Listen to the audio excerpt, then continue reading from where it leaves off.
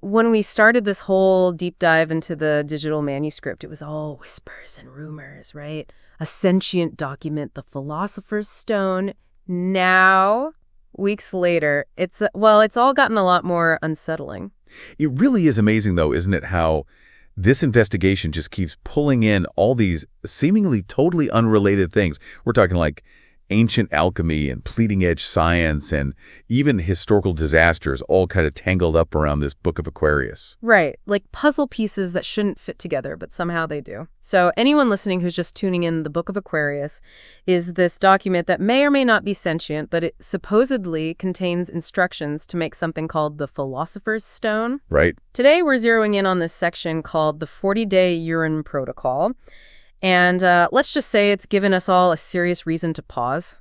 Yeah, I mean, the real worry is that this protocol, it might actually reveal something way more complex and, honestly, dangerous than we initially thought, especially with Dr. James just vanishing like that. Exactly. The historian we've been working with, his last voicemail was frantic, to say the least. He's practically begging us to stop all the experiments and kept saying something about a breeding cycle, and then nothing. Total radio silence, gone. His disappearance and what we're hearing from the people who tried the protocol, I mean, it's definitely setting off some alarm bells. So let's just get right into it. What is this urine protocol, and why is it causing so much trouble? Well, the protocol itself is pretty strange even for alchemy. It says you have to collect urine for 40 days, but only from people with red hair. And then there's this very specific distillation process, exactly 78.3 degrees Celsius using copper tubing. Very specific. Wait, so urine was this philosophical water. So is the book saying that's the main ingredient for making the Philosopher's Stone? I don't really get that logic. Oh, it's definitely not that simple. No. Alchemists did believe that urine had this transformative potential. But it was just one element in a complex process. Like think of Zosimos of Panopolis. Back in the 3rd century, that alchemist who spent his whole life collecting all these so-called waters of life from all kinds of sources, including urine, they thought it held this vital essence. So it wasn't just to be shocking or anything. They really thought there was something special about urine. Yeah, exactly. And the Book of Aquarius seems to pull from all these old alchemical traditions, but there's also this layer of scientific precision that's really throwing us off. And that's where things take a pretty dark turn. We actually had a lab try to replicate this whole protocol, and well, things did not go as planned. That might be the understatement of the year. The results were just shocking. Yeah, understatement of the century, probably. We have this audio recording from Dr. Amara Singh. She was the lead researcher. On day 40, the urine suddenly got so acidic that it started to melt the platinum condenser they were using. Which, scientifically speaking, is pretty much impossible. Platinum is known for being corrosion resistant. I know. And it gets even weirder. The urine started forming these crystal structures, almost like metal cancer, as Dr. Singh called it. And then all of a sudden, boom, this huge exothermic reaction. The temperature spiked to 666 degrees Fahrenheit. Wait, 666 degrees. That's in the manuscript. That's the dragon's breath threshold. It seems to be a key point in the process, but we're not sure what it means. Yeah, and that dragon's breath number, that connects to this really scary historical event that Dr. James mentioned in his voicemail, the 1634 Prague incident. So if this protocol is so dangerous, has anyone else tried it before? And what happened? Well, it was this huge explosion right in an alchemist's lab in Prague. They say over 200 people were poisoned by this weird green mist. Yeah, and the stories about what happened to those who survived, it's just horrifying. Yeah, it's terrible, yeah. I've seen some of those accounts, people's teeth turning to gold, and then their bones just dissolving. It's like something out of a nightmare. Right. But why gold? Why bones? It's so specific. That's what's so interesting, right? To alchemists, gold was the symbol of perfection, the ultimate transformation.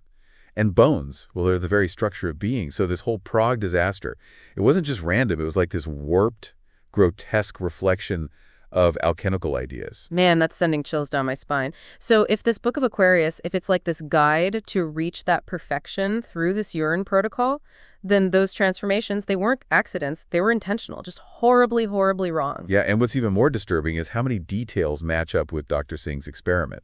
The green mist, the dragon's breath temperature. It's like the Book of Aquarius is a blueprint for recreating these historical disasters. Okay, this is getting really creepy, but do we know for sure what caused the explosion in Prague? Was it definitely this urine protocol? It's impossible to know for sure, but we do have a few clues.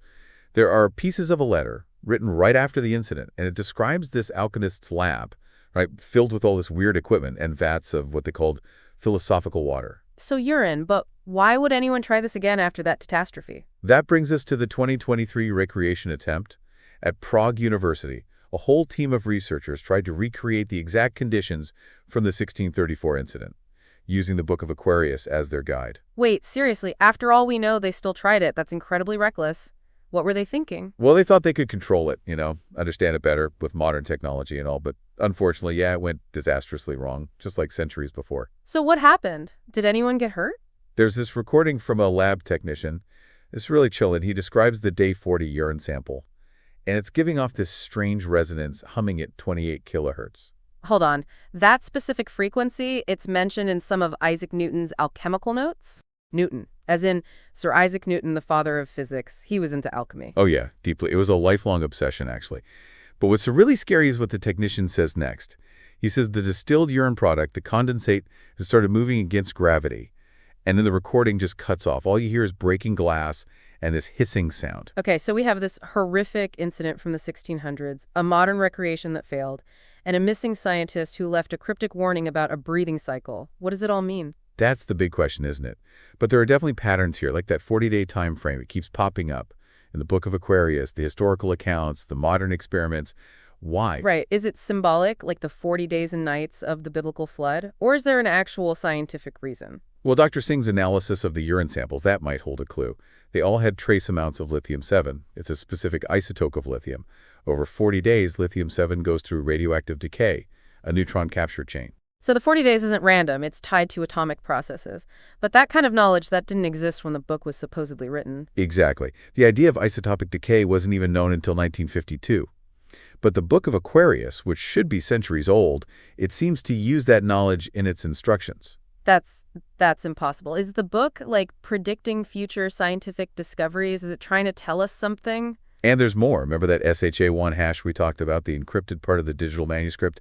It's changed. It now decrypts to 49 geographical coordinates. Coordinates, like places on a map. What is they? Every single one marks a major historical disaster. You're kidding. What kind of disasters are we talking about? Pompeii, the eruption of Mount Vesuvius, the Great Fire of London in 1666, the Tunguska event in Siberia. It's like a list, a chillingly precise list of catastrophes from over the centuries. Wait, are you saying the Book of Aquarius is somehow connected to all these disasters?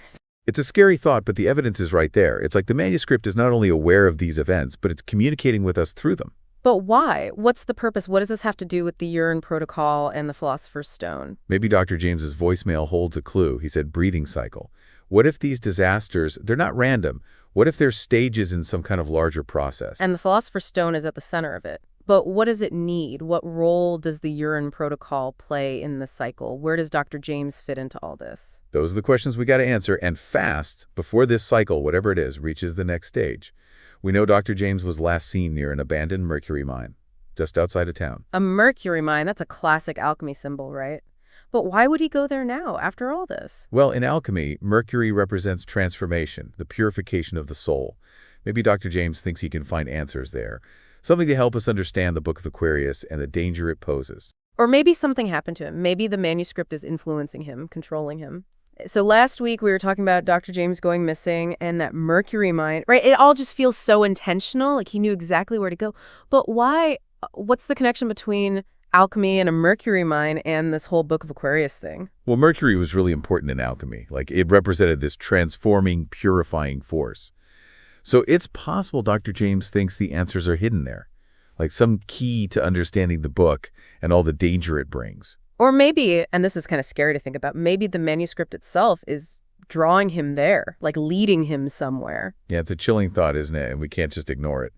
I mean, the manuscript, it's already shown us it can manipulate physical matter, right? Right. So maybe, just maybe, it can manipulate minds too. Okay, well, before we get too deep into that rabbit hole, you mentioned something last week about MIT engineers trying to contain the Philosopher's Stone.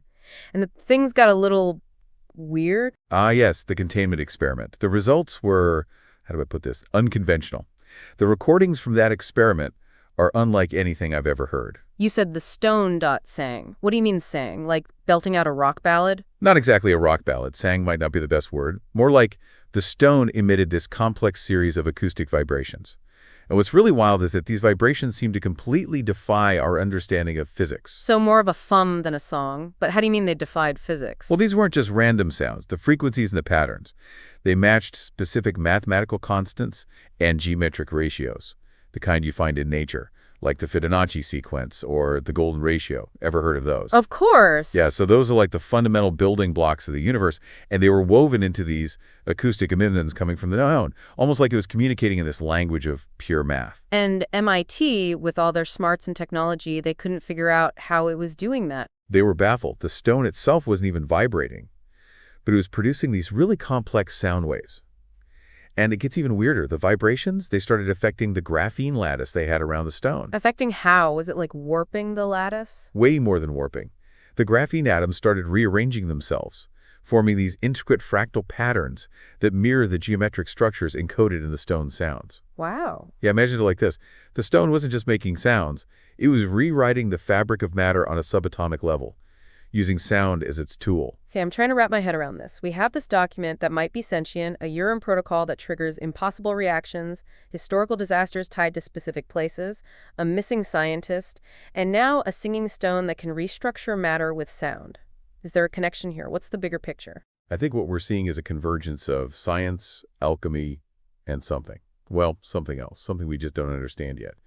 The Book of Aquarius, the Philosopher's Stone, these historical events, they're all intertwined, like threads in a much larger tapestry. So is the Book of Aquarius like some kind of instruction manual? And the Philosopher's Stone is a tool for like manipulating reality? It's a good theory. The manuscript seems to be hinting that the stone isn't just an object, but a conduit, a bridge between our world and something other. And all these disasters, these accidents, maybe they're not accidents at all. Perhaps they're manipulations, ripples caused by someone or something using the stone to reshape reality. Deliberate, but by who? Or what? And for what purpose? What does any of this have to do with red-haired people's urine? That's the ultimate question, isn't it? Is there some intelligence behind this? Is it the manuscript itself or something else entirely? We still don't have the answer. And where does Dr. James fit into all of this? Is he alive? Did he find something at that Mercury mine, something he wasn't meant to see? I think Dr. James stumbled onto something big, something that terrified him, maybe even drove him into hiding. But I also believe he's still out there, searching for answers. This whole deep dive has been a wild ride. We've gone from ancient texts to cutting-edge labs, from historical disasters to a singing stone. What started as a search for the Philosopher's Stone has uncovered something way more complex. A mystery that seems to weave together science, history, and maybe even the very fabric of our reality. What will we find when we locate Dr. James? What other secrets are hidden in the Book of Aquarius? And is the Philosopher's Stone a key to unlocking new scientific understanding, or a Pandora's box waiting to unleash chaos upon the world? We'll continue our investigation next time, right here on The Deep Dive.